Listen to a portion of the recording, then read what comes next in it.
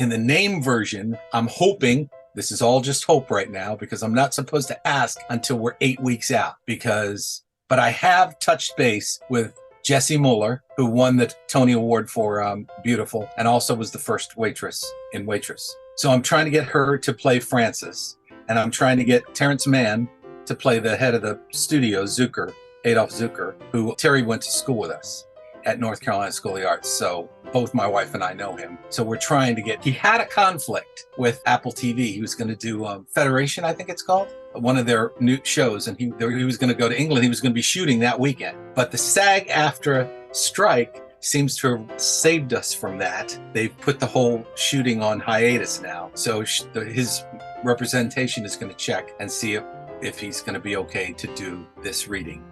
Hello, listeners.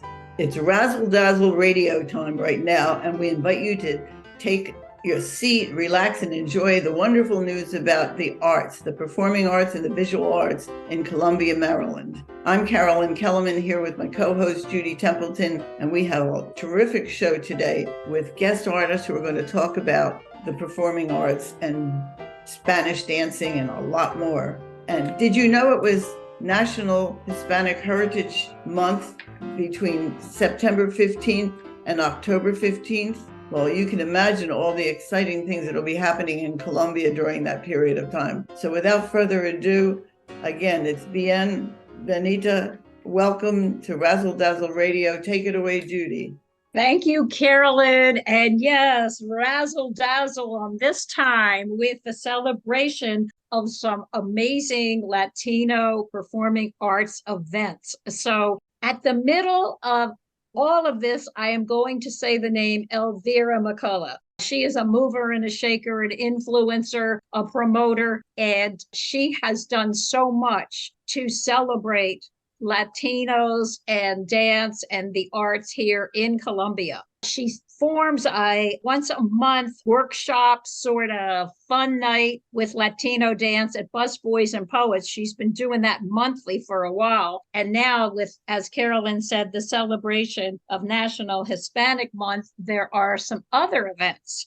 So Gabriel Moreno is here to speak about them. He serves on La Alianza Commission with her, and they work on partnerships and events here in the community. So thank you so much, Gabriel, for coming on. I want to hear what's happening so we can all get out there and celebrate and dance and have some fun.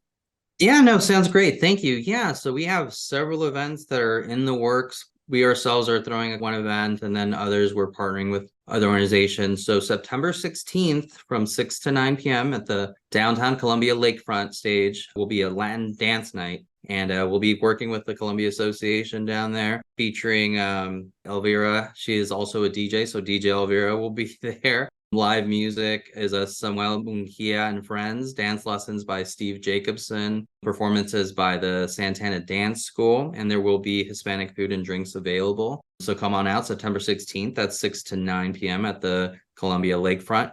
And then September 23rd, this is an event where we as La Alianza Commissioner are putting together with the help of a fellow commissioner that actually had the first Copa Com'Unidad. It's an adult soccer tournament, very successful soccer tournament, happened last year. And this would be the second year where La Alianza is taking over and using everything that we know, everything we're going to learn from Chris Olivedo when she hosted the first one. And so we're working on that. We'll have medals and trophies for the winners. Our own Chris. Yeah.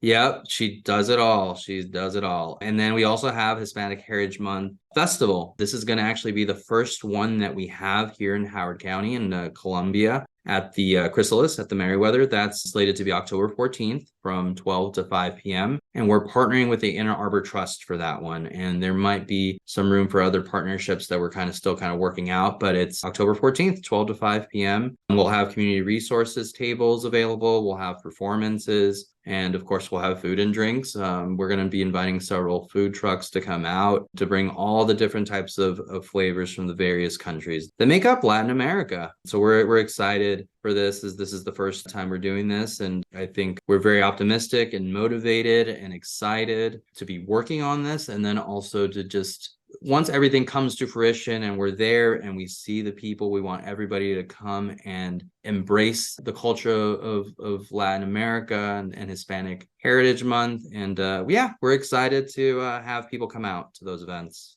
Well, what I find wonderful and, of course, exemplifies our beautiful city of Columbia is all the partnerships that you all have made. So, you mentioned that you did a partnership for the Hispanic Heritage Festival with the Inner Arbor Trust Company, and then the other is with CA. And then I believe that Elvira also said that, I don't know, at one of the events, I think the food was going to be done by Offshore Collective. And we've already had Diminthi, I believe to speak about the partnerships with that.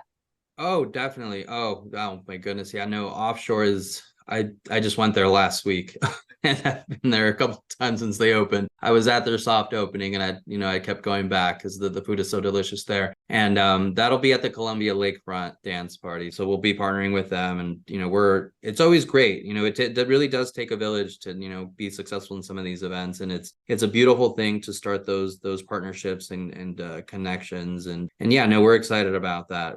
I really enjoy offshore food. I can't recommend it enough. Yeah. Yeah, and exactly. And as I said, Elvira, starting up the Latin Nights once a month over at Busboys and Poets, has included that part of the community. So that's just the beautiful thing, is that, it is all combined together so that everyone can celebrate. And I know when it comes to any of these events, there's something you can be guaranteed. You can be guaranteed to have a lot of fun, a lot of excitement, a lot of dance, and good food.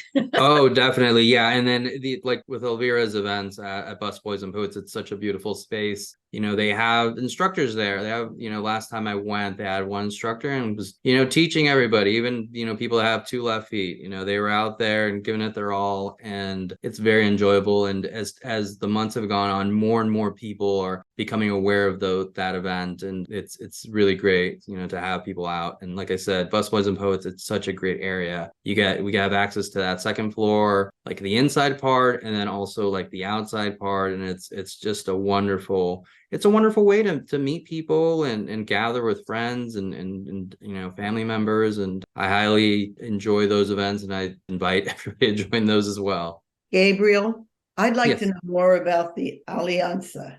Yeah, La Alianza. So that's a collaborative effort that began September 2020 as a work group. And it started so it was Hispanic Heritage Month 2020 when the work group started, and it became a permanent commission. I believe it was October 2022. So we're kind of closing in on that 1 year anniversary. And I sometimes describe it as a force of positive change. It's here to, promote diversity, promote civility, address the pressing concerns and needs faced by the Latino communities, including the immigrant communities, of course. And we're a positive force that are fighting to drive policies and changes to uplift Latino families, businesses, and residents across the county. A lot of people that live in the county may not know about the various resources that exist by that language barrier, or maybe the language barrier isn't there. A lot of, like, I'm bilingual. I speak Spanish and English, and before I got involved several years ago, I didn't really know where to go for things. So I think having the resources and access to those resources and knowledge base is very important to have. So we're here to connect the Latino and Hispanic communities to the resources, entrepreneurial endeavors, really truly being navigators to the path to stability or success or whatever issue comes our way. So we are created of 17 dedicated Howard County residents that work together as a commission. Then we have our subcommittees. Like I said earlier, we have like an events in partnership, and those are the ones that are working with the events that are coming up soon. And our mission is to empower people in the community. Well, if you didn't know about it, now you do now. And I love so another connector to the community and partnerships. And again, that's what I love about Columbia. So get on your dancing shoes and get out on September 16th, or if you're interested in soccer, the 23rd, or then you can go in October. But we've got lots of events coming up. And Gabriel, thank you so much for all your work and all your caring and all you're doing. So thank you. Just keep it coming. Thank you.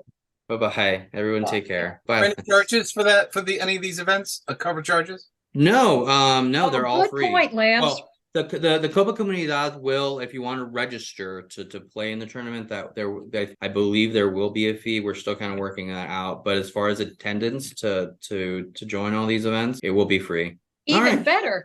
Right. All this and free too. Yeah. But Yeah, thank you we'll be again. out there. I will say some of the food and the drinks there will be a charge, but to attend and to dance at all these events will be free, I guess I should say. I don't want to overpromise. Right, exactly. But all right. All right, thanks again. Yeah, take care.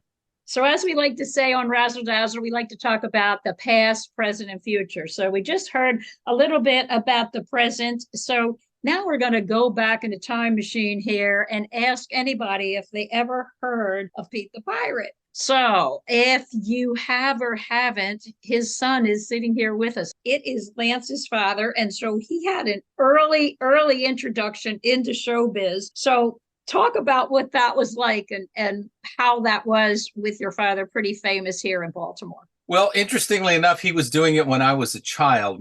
They came from Indiana. They moved from Indiana to Maryland because my father was working as a DJ in Indiana, and a fellow classmate of his from college found an ad that's from WBAL saying you should be in television, send us an audition. And since he was DJing there, he could make the audition in the studio, and he sent them something, and they called him in to audition for it. He came to Baltimore and called my mother, who he had just married. She was still a senior in college. And he said, we're not going to move here because this is not a good town. I don't want to live here. So I'm just going to do this audition and then come home, which is a great way. All the actors out there in the audience know that's a great way to do an audition. It's wonderful because there's no pressure. It's like, right. I don't want the job. I'm just going to do it. So they offered it to him on the spot, and he passed on it. He said, I'm going to go back to Indiana and teach horsemanship. And they said, you're going to what?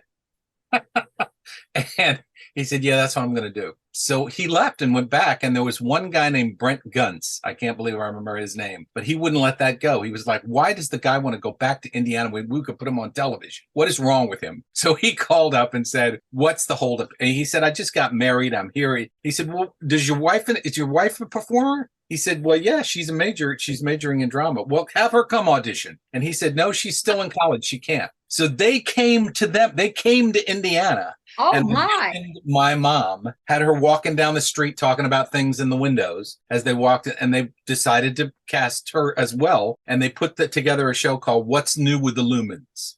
Oh, that's great. The whole concept was that they were coming from Indiana and they would, learn about Baltimore. It was just, that was the whole, so they had the McCormick Spice Factory just opened. They talked about them. They had people come in. Mom sort of played the ditzy person, and Dad was sort of a Grayson. What was the guy's name? The comedian who lived to be over 100. George and Gracie. Yeah, George and Gracie. George Burns, yeah. So it's kind of that kind of feel. And then she got pregnant with me, and they forcibly retired her. Oh, yeah, back in those days, that's what they did. A pregnant woman on TV. So she was sent home from that, and as my father said, the ratings plummeted.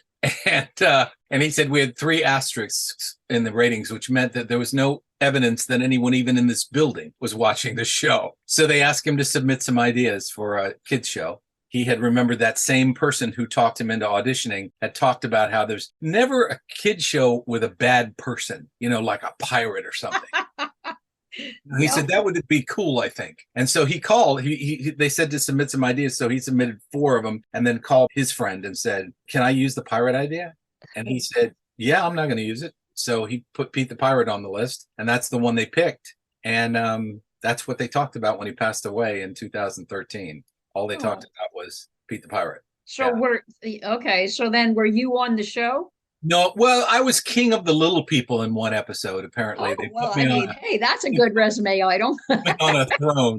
Yeah, as a little kid. Yeah, they were always doing things that, for the most part, were cool. But at one point in dinner theater, when dinner theater was a little more cutting edge than it is now, back when it was first started, they were doing Who's Afraid of Virginia Woolf? My mother and my father were George and Martha. Wow. And I was too young to see it, but I wasn't too young to hear them rehearsing it in the living room while I was laying in bed thinking, my parents' marriage is over.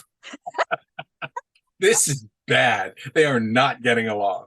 And I swore I would never go into that, because it was a lack of imagination to go into that field. I was not going to be an actor. No way. You But did life not is, accomplish that, no, however. life does deals you, all Well, kinds of things. Yeah, you don't expect it. It was the one thing that I did in high school that I didn't hate. So when my parents said, "You going to college," I said, "Is there a way to do theater in college?" And he found North Carolina School of the Arts, and it was just sheer luck that it was the beginning of the Alliance for the League of Professional Actor Training Programs. It was called. There were 10 schools in it, and North Carolina School of the Arts was one of them. So they did a presentation of the seniors at the end of every 4 years, and that's how we presented ourselves. We took out about 2 or 3 years of pounding the pavement trying to find work, because people would say, "Call me when you get in the city," after they'd seen you audition. All the seniors auditioned from all 10 schools. And the year that we auditioned, we were number one. They base it wow. on how many callbacks you get. Well, you have done something that not many can do, and that is that you have pretty much done your career in acting in all kinds of various ways. And I think that your wife as well has joined you in that. So talk about that and how you've made that happen. Well, we went to School of Arts together. We knew each other in school. We were not involved in school. We met in New York after we'd both moved to New York, Right. and we were both pursuing acting at that time. And we got involved and continued to do that, and got married and continued to do that. And then after we got married, Kristen didn't want to live in New York really anymore because it wasn't family kind of town. Yeah. So we went to Los Angeles for about 6 months, decided that wasn't going to work. So wonder what we're going to do next. And I did some homework and learned that the Baltimore, Washington area is the third largest actor market in the country. It's bigger than San Francisco. It's bigger than Chicago. It seemed like that was the third choice. And, my family being here made it a little bit easier. So we moved here in 1990 and realized that we couldn't continue to do theater, which we were doing in New York, because we couldn't make a living in that. So we did television and film, mostly on camera for about, 10 years maybe. And then I made a shift over we had 3 kids during that time, and I shifted over from on camera to voiceover. And I've done several hundred narrations for National Geographic.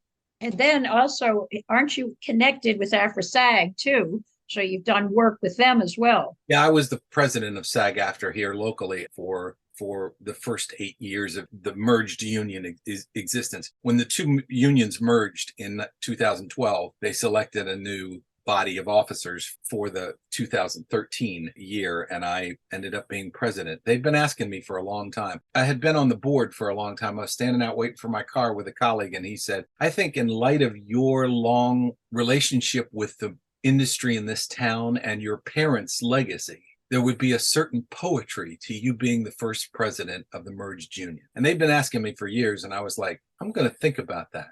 The way he put that, I love the fact that he called it poetry. So I ended up running and ended up being the president for 4 terms.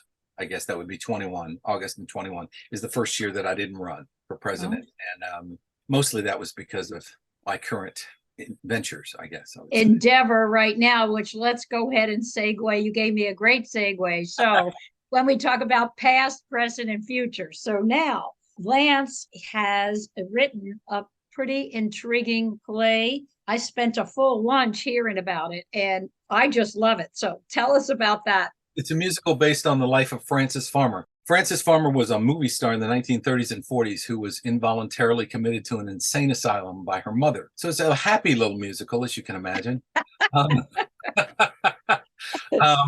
Jessica Lange played her in a movie that was released in 1982, which happened to be the year that I came to New York. And that's all anybody was talking about, was that movie when it came out. So, well, I'll tell you real quick how we ended up. My wife and I are songwriters and that's actually how we met. She had a book full of lyrics and I had a bunch of cassettes with a bunch of music. And we decided we should make some songs together and get together. And that's what we did. And we started growing a catalog. And I would start working on something and I would go look at her book and see if there was anything that fit what I was doing. So I started working on this piano piece and found a song called When Will It Be Morning? And so we started working on that together, and she came and heard that they were her lyrics, and she started to throw some melody ideas that she was thinking about in it. And when we were finished and recorded it, we listened back to it and we said, wow, that sounds like it's from a musical. We don't usually write songs that sound like they're from musicals, but oh well, there it is. And I didn't think we'd ever look at the song again unless somebody said, hey, you got something that sounds like it's from a musical? And a couple of weeks later, she was walking home from work and she walked by an old bookstore and there was a table with used books on it.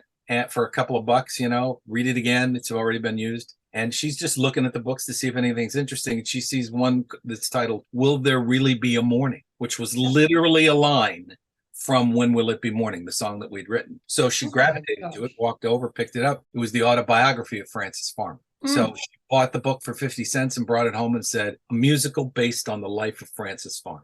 And I'm like, great idea. So what did we do? We did what songwriters would do, and we researched Frances Farmer and wrote songs that might be in a musical about Frances Farmer for about 30 years. Wow.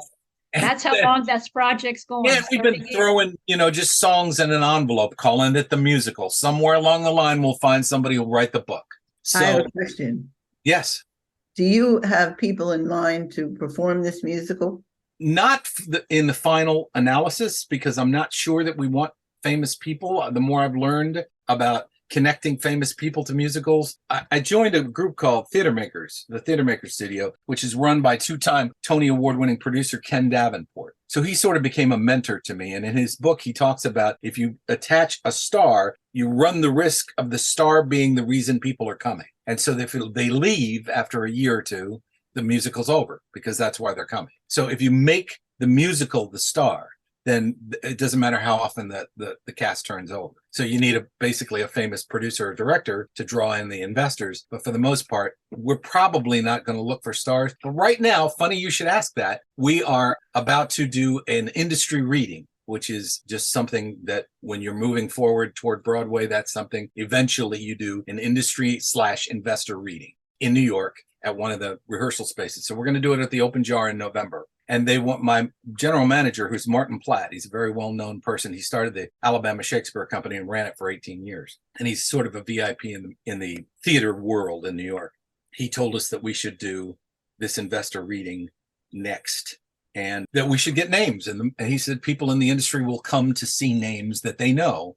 Right. Show. So right now we're looking for names. So in answer to your question, in the name version, I'm hoping, this is all just hope right now, because I'm not supposed to ask until we're 8 weeks out, but I have touched base with Jessie Muller, who won the Tony Award for Beautiful and also was the first waitress in Waitress. So I'm trying to get her to play Frances, and I'm trying to get Terrence Mann to play the head of the studio, Adolph Zucker, who Terry went to school with us at North Carolina School of the Arts. So both my wife and I know him. So we're trying to he had a conflict with Apple TV. He was going to do Federation, I think it's called, one of their new shows. And he was going to go to England. He was going to be shooting that weekend. But the SAG-AFTRA strike seems to have saved us from that. They've put the whole shooting on hiatus now. So his representation is going to check and see if he's going to be okay to do this reading. Also, there's a role of Clifford Odets, who was very involved with Frances in a very not healthy way. And Isaac Powell, who was the original, he just recently did the revival on Broadway of, he played Tony. So he's an amazingly gifted guy and a name as well. And he knows Gabriel from college. He also went to college with us. So the only person we don't know at all or haven't had any connection with is Philippa Sue, who played the wife of Hamilton, the original wife of Hamilton in Hamilton, along with other things that she's done. She's had quite the career. And we're going to try to get her to be the secretary there. Zucker and the secretary are kind of like the comic duo in the show. They sort of provide a little bit of relief from all the intensity in the show. That is quite a project. Yeah. Yeah. I cannot even imagine your life day to day. Yeah. I sort of see it as fight or flight, yeah. Exactly. I have moments when I go, maybe this isn't going to work. Oh, but you've come this far, Yeah. So, yeah. that we have a production last year in April of 2022, and we got 11 nominations from Broadway work, which were great. We came out on top and beat Kimberly Akimbo, which just swept the Tony Awards. We beat them in every category except two, which we tied. And that was Best Director and Best New Score. So, Lance, I tell you, I don't know if you're really one person. I think you're a couple in there for sure, for all that you've done. And I'm so amazed and impressed by your career that has been solidly built in showbiz for sure. And I know that you spend a lot of time doing voiceovers, and that, if anybody knows how hard it is to get voiceovers, because I do, So that's quite an accomplishment as well. So we are going to stick around and we are going to wait for you to come back on our show and tell us that it's all happening. And don't forget Carolyn and I if you're giving out any comps, okay? Absolutely. Absolutely. Also, if anybody's interested, the web address for the musical is musicalbrilliance.com. Okay. We will make sure to post that. And it's called Brilliance. Excellent. Thank you so much for everything you're doing. And I know it's going to be a hit, and I know I'm going to see it on Broadway. I'm sure. I'm just visualizing myself there. I'm looking forward to that. Okay, let's hold that thought. We've been razzled and we've been dazzled today. Carolyn, you have any parting thoughts? Yes, I do. And I'd like to mention a couple of things that are happening this summer that we didn't touch on. But before that, I do want to ask Lance, our purpose at Razzle Dazzle is to identify performers, artists, and give them a push and a support. And we celebrate hometown folks. Where is your roots? How are you connected to Columbia? I actually live in Ellicott City. Well, okay, Howard County.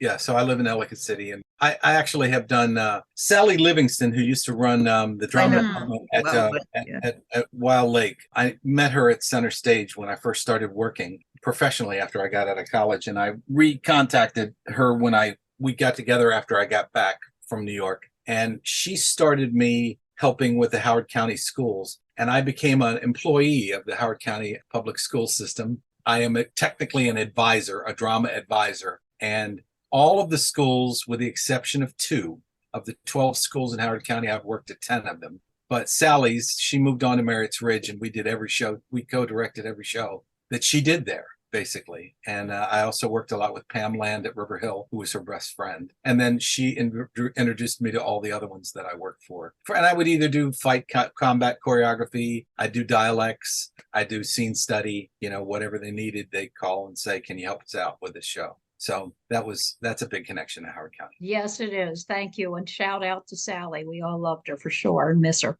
My best friend. Yeah. All right, Carolyn, tell us any more before we have to go. What to expect coming up? Wine in the garden, beer in the barn. Every year, Thursday, September 21st, at the Howard County Conservancy. Go online to purchase tickets. This is where you wander around the flowers and you taste different wine. That's great. And there's food and all that sort of thing. There's raffles, there's a silent auction, there's live music. It's a lovely night, and it supports the Howard County Conservancy over in Old Frederick Road in Ellicott City. Or maybe it's Woodbine, I'm not sure.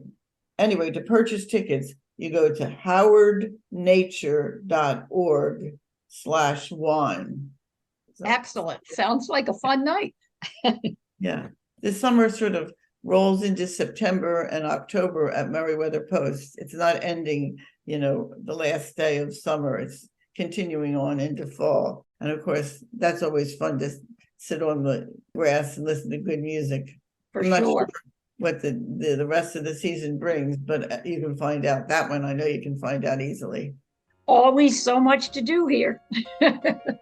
We have to wrap it up. We've had so much fun. Thank you, both of our guests, Gabriel, Lance. Until next time, it's Judy Templeton and Carolyn Kelemen on Razzle Dazzle Radio.